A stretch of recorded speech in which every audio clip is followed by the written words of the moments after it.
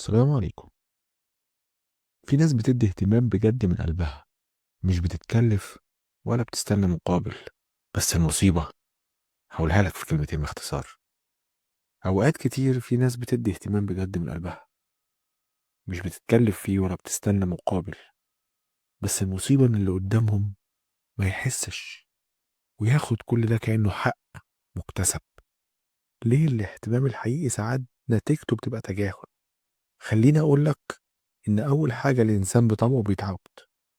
لما تكون دايما موجود، دايما متاح، دايما بتسأل، وجودك بيتحول من قيمة لعادة، والعادة عمرها ما بتتقدر.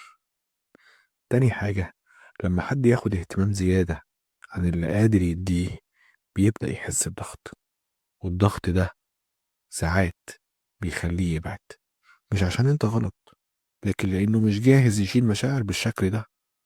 وتالت حاجة، أوقات احنا بنهتم علشان نعوض نقص جوانا، مش عشان اللي قدامنا يستاهل. وده أخطر نوع من الاهتمام، لأنه بيستنزفك من غير ما تاخد بالك. عايز تعرف الحل؟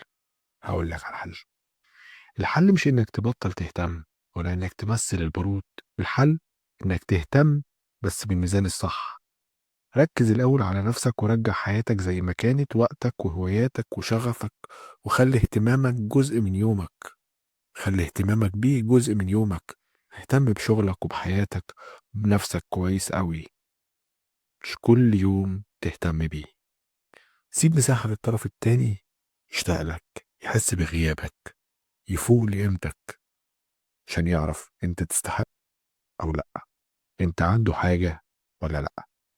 ولو بعد كل ده لسه مفيش تقدير، يبقى انت ما خسرتوش، انت اكتشفت قيمة نفسك.